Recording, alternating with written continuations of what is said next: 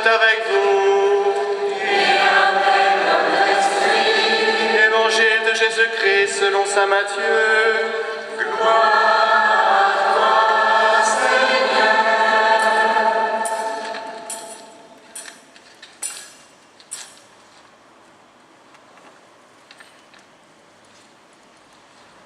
Quand Jésus vit toute la foule qui le suivait, il gravit la montagne.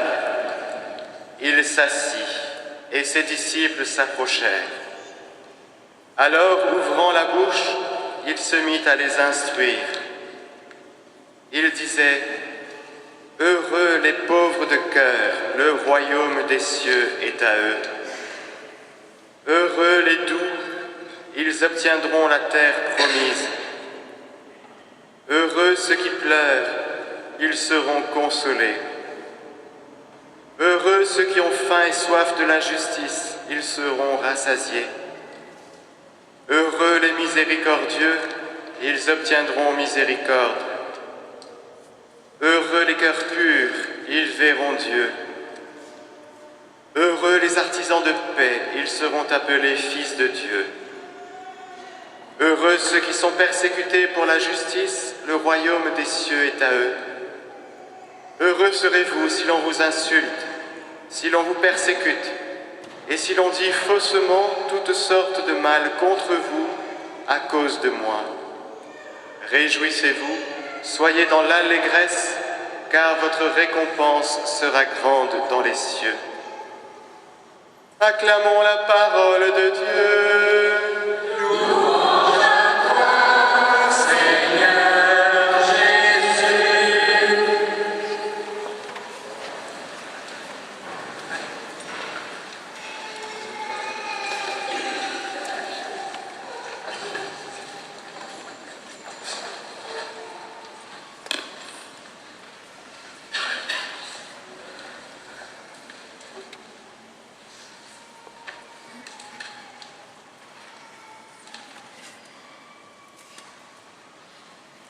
Frères et sœurs, lorsque nous faisons un voyage,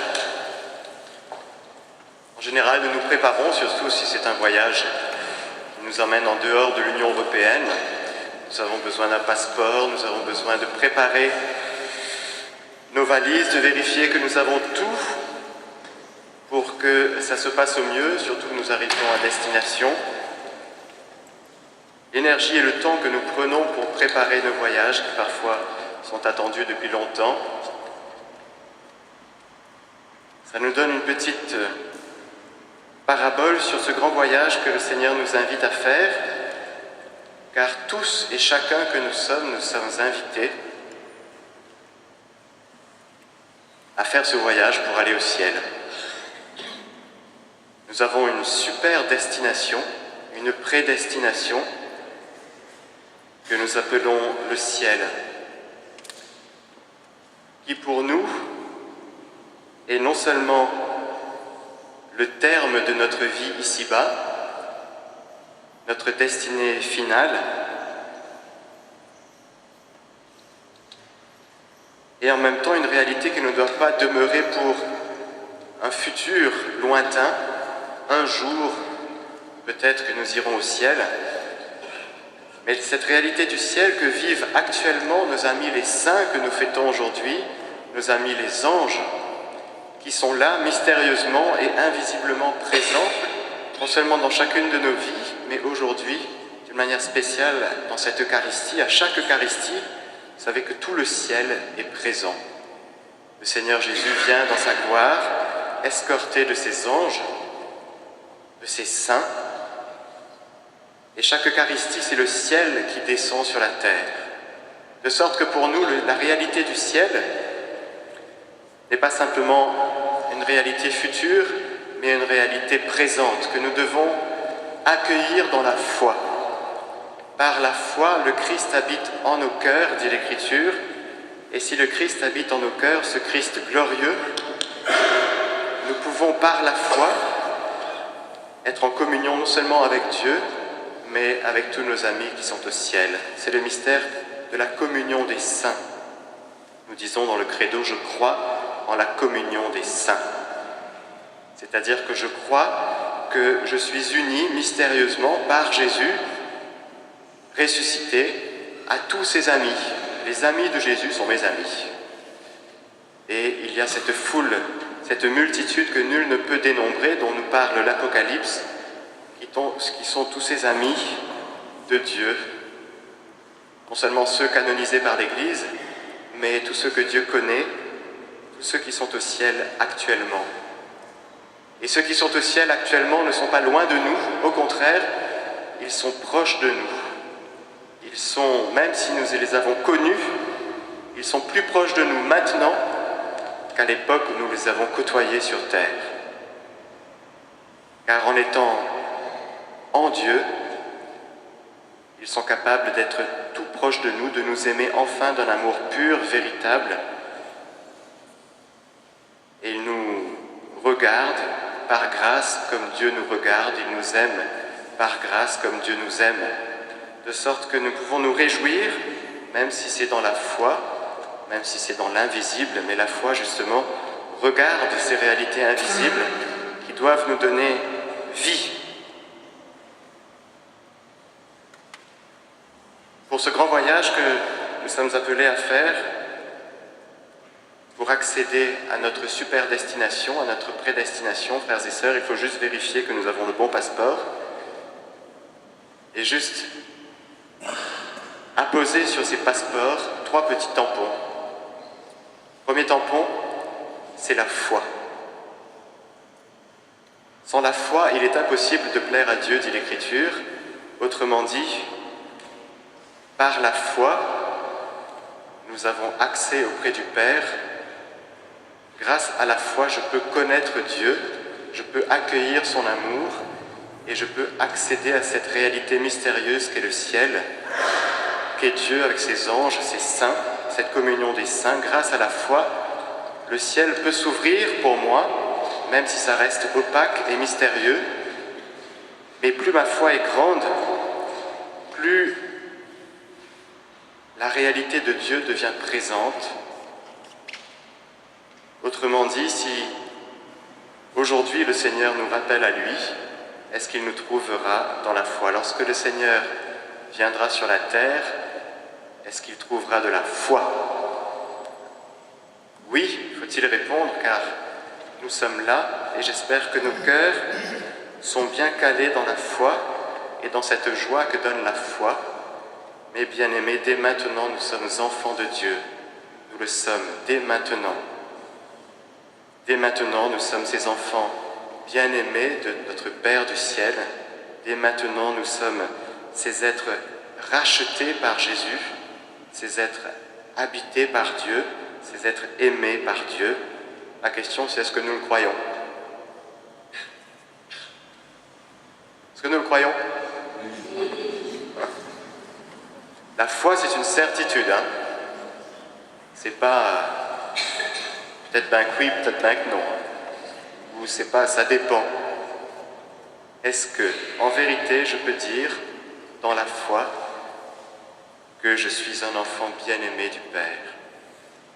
Est-ce qu'en vérité, je peux dire, je crois en cet amour dont Dieu m'aime, je crois en cette communion des saints, je crois que je suis invité à cette noce, à ces noces, à ce festin des noces, tel que je suis. Parce que ce qui peut freiner notre foi, c'est de nous regarder nous-mêmes. Et c'est là où il faudra apposer sur ce passeport un deuxième petit tampon que nous appelons l'espérance. L'espérance, frères et sœurs, c'est par ce petit ascenseur que nous devons prendre pour aller au ciel, car nous n'allons pas au ciel par nos propres vertus et nos propres mérites et nos petites bonnes actions. Nous allons au ciel grâce à l'espérance qui s'appuie sur la toute-puissance de la miséricorde de Dieu. La petite Thérèse aimait à dire « Ce qui plaît au bon Dieu, c'est de voir l'espérance aveugle que j'ai en sa miséricorde. »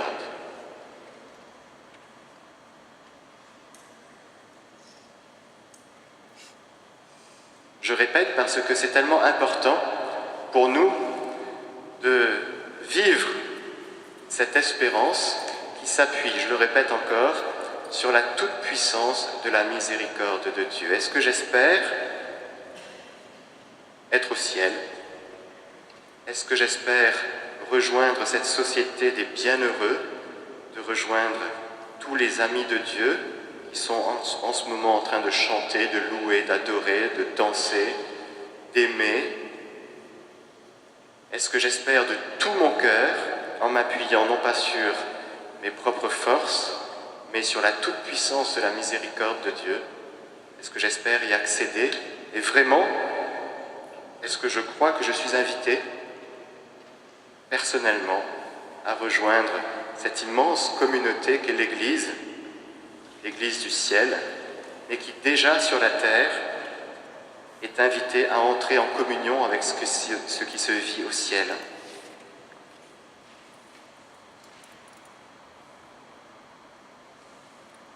Lorsque le Fils de Dieu paraîtra, nous serons semblables à lui parce que nous le verrons tel qu'il est, et tout homme qui fonde sur lui une telle espérance se rend pur comme lui-même est pur. C'est bon, nous avons le tampon de l'espérance que nous pouvons présenter à Dieu en toute vérité. Seigneur, je me présente devant toi non pas appuyé sur mes propres vertus, mais je m'appuie sur ta miséricorde qui est infinie. Et je crois que cette miséricorde est plus forte que tous mes péchés. Troisième petit tampon, la charité. Jésus utilise beaucoup de paraboles dans l'Évangile en nous parlant justement de ce dernier jour qui peut être pris non seulement comme l'avènement final, ce jour béni où Jésus viendra dans la gloire, escorté de ses anges et de ses saints, mais qui pour nous, chaque soir, et qui pour nous est chaque soir, le soir de notre vie, c'est chaque soir lorsque nous nous endormons. Et Jésus parle beaucoup de « veillez et priez, car vous ne savez pas l'heure à laquelle le Fils de l'homme viendra. Restez en tenue de service, gardez vos lampes allumées, veillez. » Et cette vigilance que nous devons avoir sur notre cœur, est-ce que nos cœurs sont actuellement dans l'amour? Est-ce que actuellement, non seulement je me laisse baigner par l'amour de Dieu, mais est-ce que en ce moment, actuellement, je suis en actualité d'aimer? D'aimer non seulement Dieu, mais d'aimer nos frères et sœurs, car c'est tout ce que vous aurez fait à l'un de ces plus petits d'entre les miens, c'est à moi que vous l'aurez fait. Autrement dit, est-ce que nos cœurs sont en communion avec nos frères? Ou est-ce qu'il y a encore des petites fermetures, des petites rancunes, des petites amertumes, des distances dans nos cœurs qui ne nous permettent pas d'être bien, d'être bienheureux, d'être en vérité et d'être clair et de se dire « Seigneur, en toute vérité, en me tenant devant toi, je reconnais que j'aime, même ceux qui m'ont fait du mal, que je suis heureux parce que je suis miséricordieux » de cette béatitude dont le Seigneur parle. « Heureux les miséricordieux, ils obtiendront miséricorde. » Et ce serait trop bête, frères et sœurs, de ne pas avoir ce troisième tampon sur notre passeport parce que je garde une rancune. Trop bête. Demain, 2 novembre, nous parlerons du purgatoire. Je ne vais pas en parler aujourd'hui. Aujourd'hui, nous nous contentons de parler du ciel parce que c'est bel et bien notre vocation. Dieu nous a appelés à entrer en possession de son salut, de sa gloire. Si Dieu nous a créés pour que nous vivions sur cette terre un petit bout de temps, qui n'est rien du tout comparé à l'éternité, et en même temps, nous voyons le poids de notre vie, la valeur et l'importance de notre vie terrestre, parce que notre éternité dépend de ce que je fais d'aujourd'hui, de ma vie. Je ne peux pas me dire que je vais passer mes journées sur la plage, par exemple, ou à regarder la télévision, et qu'un jour, c'est bon, le Seigneur viendra et me prendra au ciel avec lui. Ça ne marche pas comme ça. L'intensité de notre éternité dépend de l'intensité de notre journée d'aujourd'hui. Ça n'a l'air de rien, mais c'est extrêmement exigeant. Juste pour vérifier, est-ce que nous sommes dans la foi? Est-ce que nous sommes dans l'espérance? Est-ce que nous sommes dans la charité? Et puis j'oserais ajouter cette petite 4e note que j'aime beaucoup et dont ont vécu tous les saints, qui est la joie. Un saint triste est un triste saint. Autrement dit, il n'existe pas de sainteté en dehors de la joie.